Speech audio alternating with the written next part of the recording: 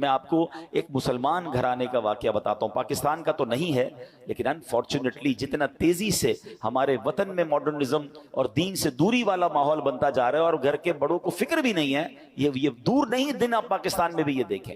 UK का वाकया, एक भाई ट्रैवल पर गया, वालिद की तबीयत खराब थी, तो वापस आया, तो कुछ दिनों बाद वापस आया, वालिद साहब घर में नहीं थे, छोटा भाई था जो अपनी गेम्स में और अपने मोबाइल में और कंप्यूटर में, जो आज का एक नौजवान का स्टाइल है कि लगा रहता था। तो कहा वालिद साहब कहाँ हैं? कहा वालिद साहब की तो डेथ हो गई थी। तो कहा मुझे इन्फॉर्म क्यों नहीं किया? कहा आप बिजनेस ट्रिप पे थे। मैंने कहा क्या जरूरत है डिस्टर्ब करने की, फ्यूनरल करना था, उनका आखिरी रसूमात अदा करनी थी, मैंने कर दी। तो कहा तुमने कैसे आखिरी रसूमात अदा की? जनाजा किधर हुआ, कौन से कब्रिस्तान में दफनाया?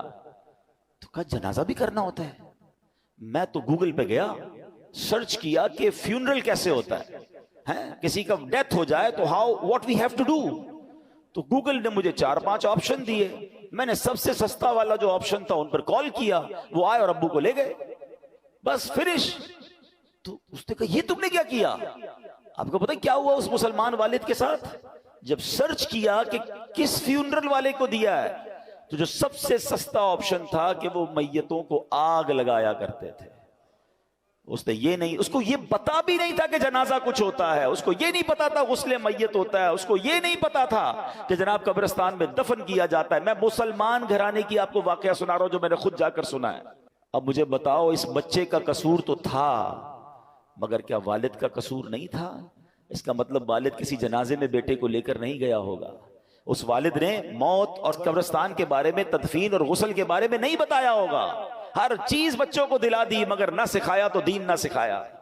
मैं और आप दुनिया से जाने वाले हैं, हम सब ने मरना है, और उस वालिद की किस्मत कितनी प्यारी होगी कि उसके मरने के बाद उसकी औलाद उसके लिए दुआए मगफिरत करे, उसके लिए इसाले सवाब करे। मगर ये सिखाएंगे तो करेंगे ना।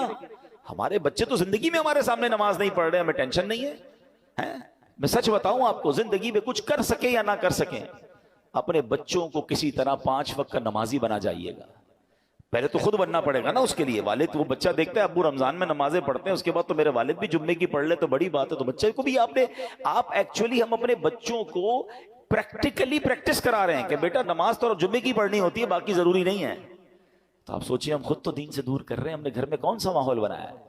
वरना यकीन करें खुश नसीब है वो वालिद, अगर उसकी औलाद